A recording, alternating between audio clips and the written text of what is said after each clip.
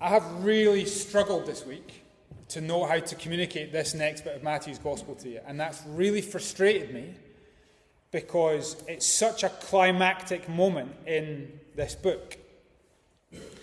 I say climactic, but if you've been tracking with the story, maybe for the first time, you might feel like everything is getting a bit anticlimactic. End of last week, Jesus is deserted by all of his disciples. And he is now alone, arrested, and accused. It feels like an anticlimax. At one stage, he had massive crowds hanging on his every word. They've all gone. At one stage, he had fed thousands of people by miraculous power. They've all gone. At one stage, he has healed countless numbers of suffering people. They've all gone. Recently, he had been processed into Jerusalem like a king with fans lining the street. They've all gone. He'd invested years in 12 disciples. They've all gone. This book felt like Jesus was riding a wave. Now it feels like he's face planted and eating sand on the beach. Alone, arrested, and accused. It feels now like he is a lone sheep surrounded by wolves. And what you're going to see in the next couple of weeks in Matthew's Gospel is Jesus weak and getting weaker. But, and this is what's really frustrated me, today, although you're going to see Jesus unbelievably weak, you're going to see him, or you're going to hear him say something unbelievably significant the one time you hear him speak. Let me try and frame it for you like this. What you see of Jesus is not all of Jesus. Okay?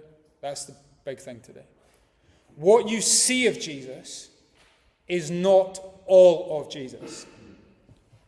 It is true that sometimes what you don't see about someone is more significant than what you do see. Let me give you a couple of examples. At one stage, Kevin De Bruyne and Mo Salah both played for Chelsea Football Club. Both of them got hardly any minutes on the pitch. Both of them were sent out on loan. Both of them were, in the end, sold. What Chelsea saw in De Bruyne and Salah was that they weren't good enough to play for their football club. But what you don't see about someone is sometimes more significant than what you do see. Because although Chelsea saw very little in these two players, those two players have both gone on to win Premier Leagues, Champions Leagues, Player of the Years, and together have won more trophies than Chelsea have in that time. What they saw of those two players was not all there was to see about those two players. Do you get the point? Sometimes what you don't see is more significant than what you do see. Let me give you another example. In June, a lassie called Catriona McPhee started a job as a cleaner in the Castle Hill care home in Inverness. Anyone know this story? Anyone who saw her over the 7 weeks that she worked there would have thought, there's another cleaner on shift. But what Castle Hill saw of Catriona McPhee was not all there was to see about Catriona McPhee. She was an employee of the BBC, a journalist. And she was there undercover, she was wearing a secret camera, and she was there to expose poor standards of care.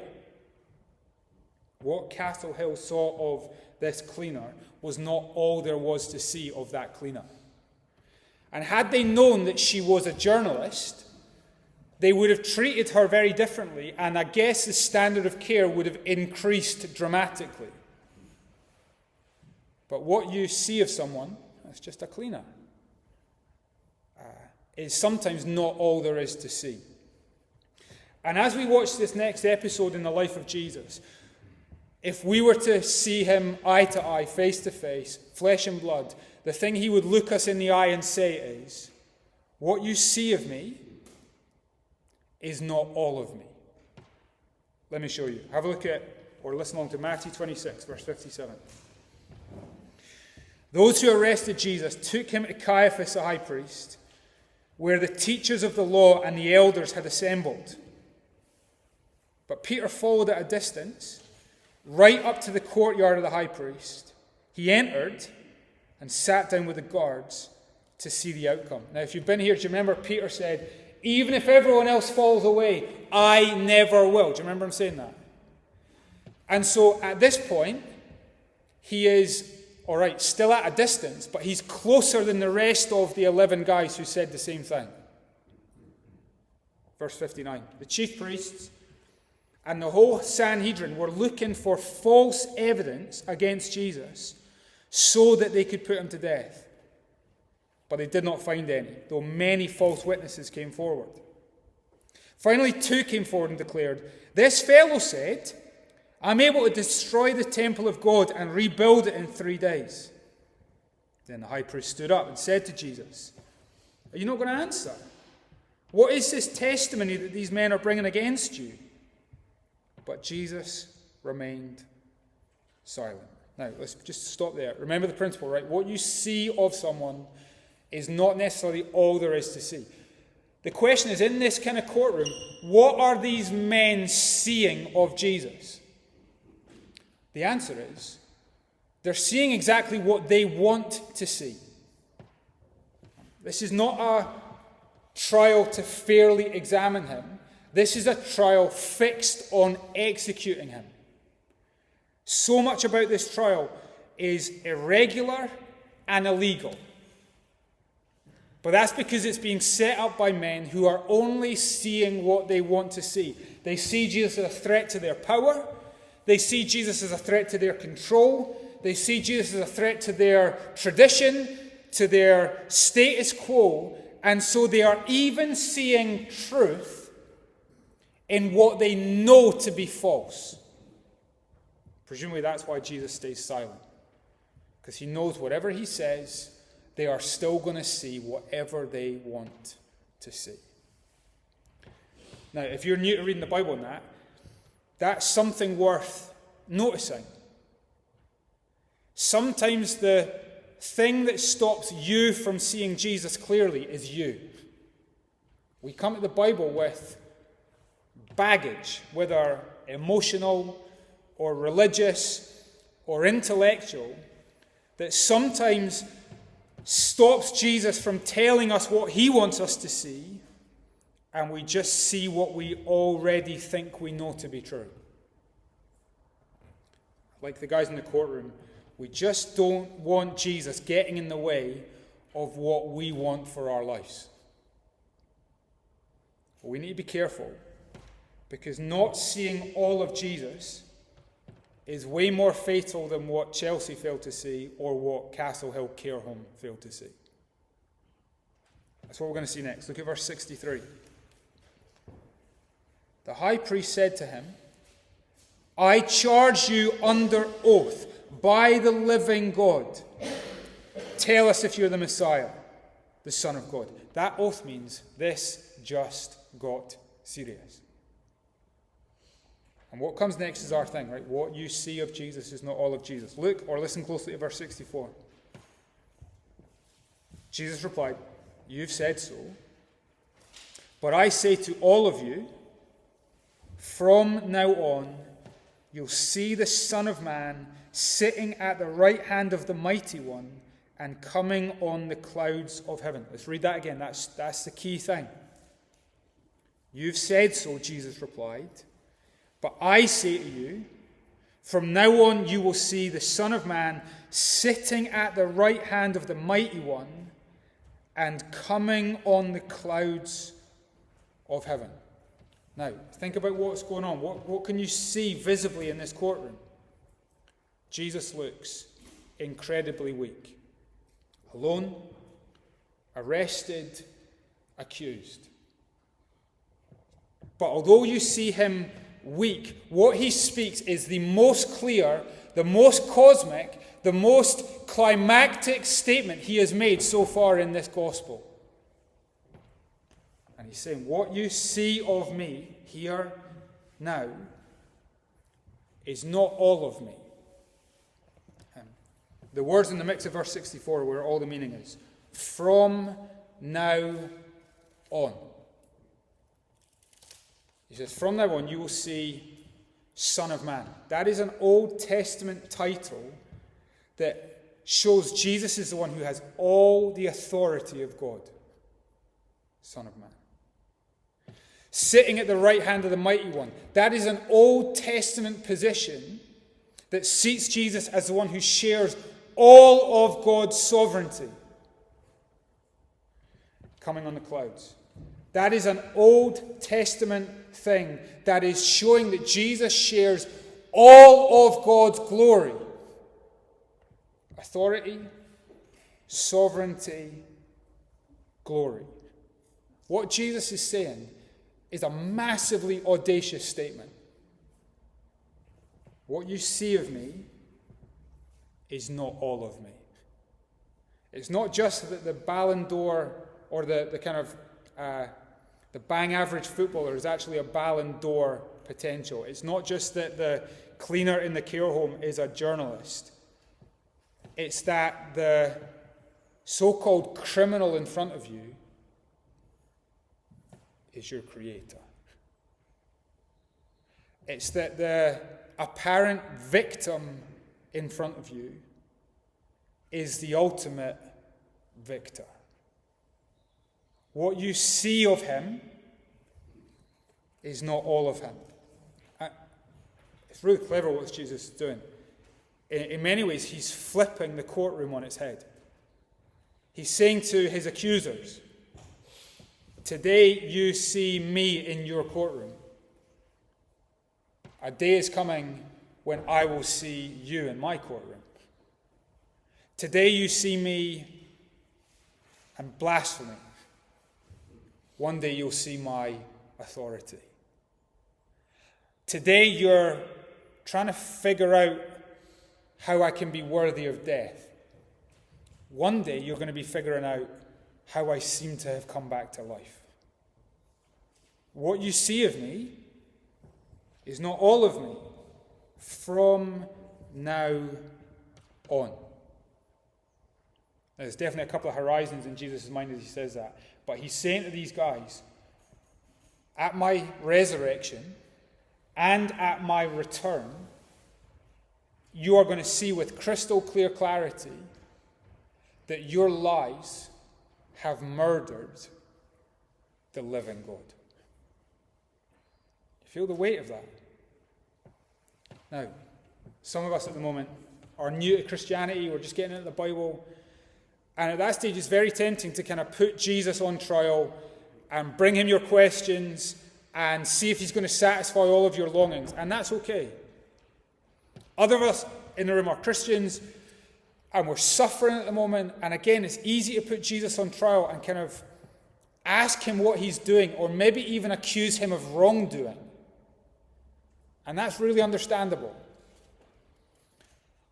But we must not lose sight of the fact that the order of things that matters is not us judging Jesus, but that one day Jesus will judge us.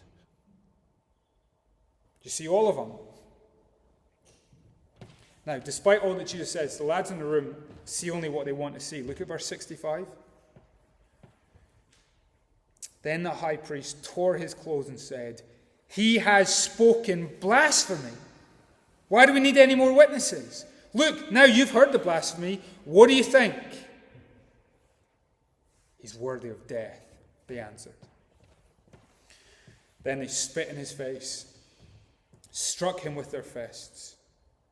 Others slapped him and said, "Prophesy to us, Messiah. Who hit you?" It's amazing, isn't it? Despite revealing all that he is, they crack on with all that they want to do.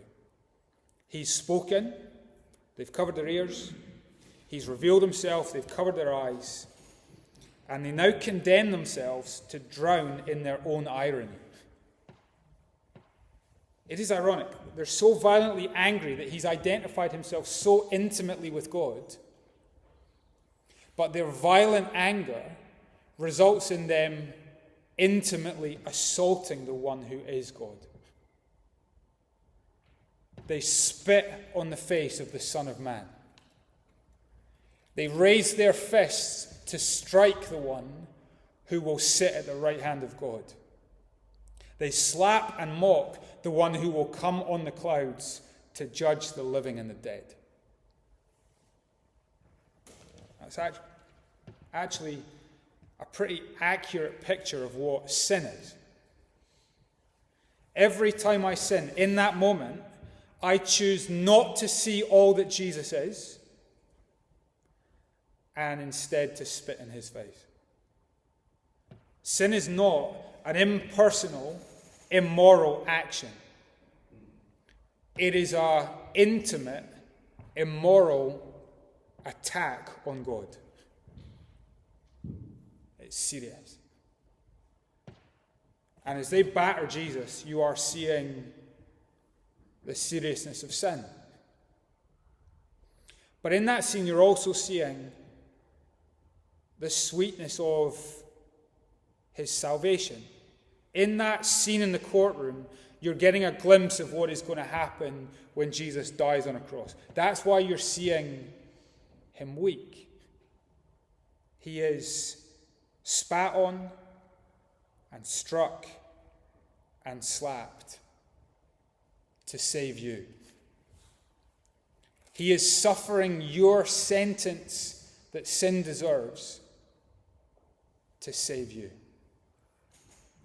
He takes your courtroom, he takes your condemnation,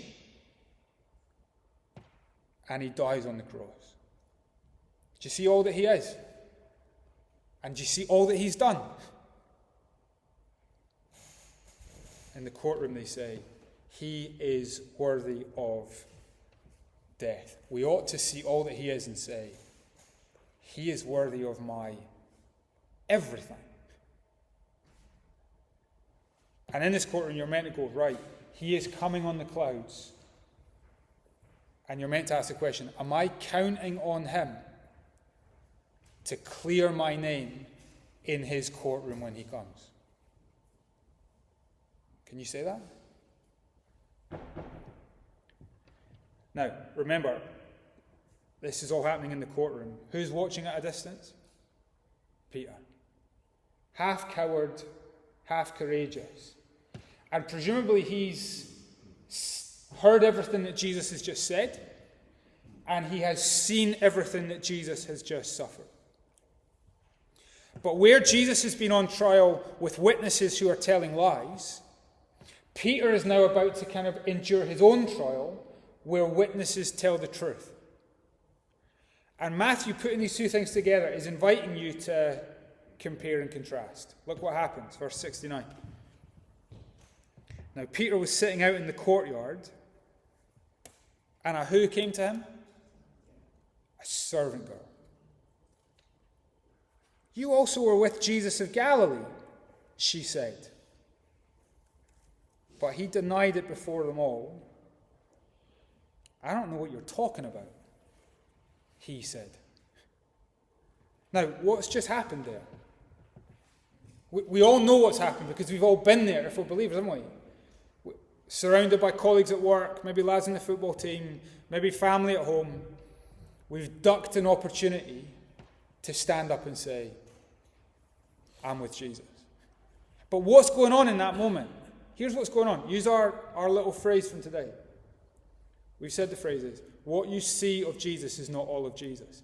But in that moment, in Peter's mind, asked the question by the servant girl, he thinks, what I'm seeing of Jesus, sentenced and suffering, is all of Jesus. Isn't it? He's looking at Jesus across the room and going, he's just the man of sorrows. He's not the Son of Man. And in that moment, with a very low view of Jesus, the servant girl supplants the Son of Man. And he does what she says rather than what Jesus says. See what's happened? He looks at Jesus and he says, what I am seeing of Jesus is all of Jesus. It happens again. Look at verse 71. Then he went out to the gateway where another servant girl saw him and said to the people there, this fellow was with Jesus of Nazareth. He denied it again with an oath. I don't know the man. Same thing again. Peter's looking at Jesus going, what I see of him is all of him. He's the one who's taking right hooks. He's not the one who's going to sit at God's right hand.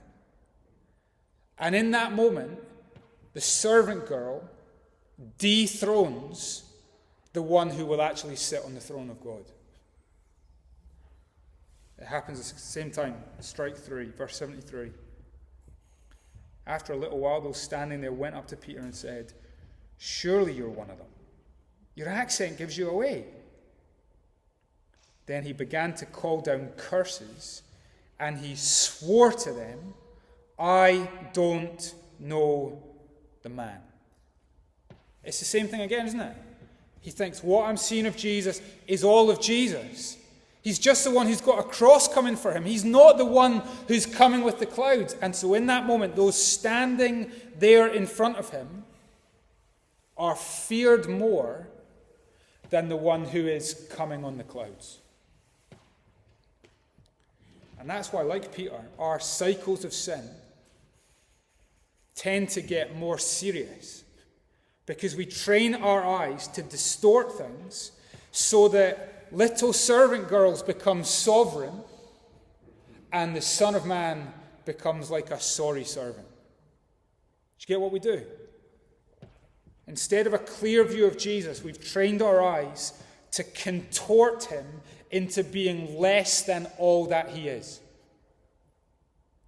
And when we make other people bigger than they actually are, and we make Jesus less than all that he is, we end up saying things like, I don't know him. I don't know him. I don't know him. But it's in that moment, end of verse 74, that something happens that jolts Peter into remembering our kind of big thing. That what you see of Jesus is not all of Jesus. What is it that happens? End of verse 74. Immediately, a rooster crowed. Then Peter remembered the word that Jesus had spoken. Before the rooster crows, you will disown me 3 times. And Peter went out and he wept bitterly. It's actually the rooster that corrects Peter's eyesight from seeing Jesus and thinking that's all that he is, to seeing Jesus and remembering that's not all that he is. When he hears the rooster, he remembers Jesus had foreknown this and foretold this. And it's the rooster that reminds him, Jesus is not just what I see. He is the one who is authority, sovereignty, and glory. He is not just a convict in their courtroom. He's my creator. He's not just their little victim. He's the one who's going to be the victor. But in that moment, that doesn't cause Peter happiness. It crumbles him in bitterness. A bitterness that doesn't just sting his cheeks, but stings his soul. And do you know what the tragic thing is? In Matthew's Gospel, we're in chapter 26. There's 2.5 chapters left.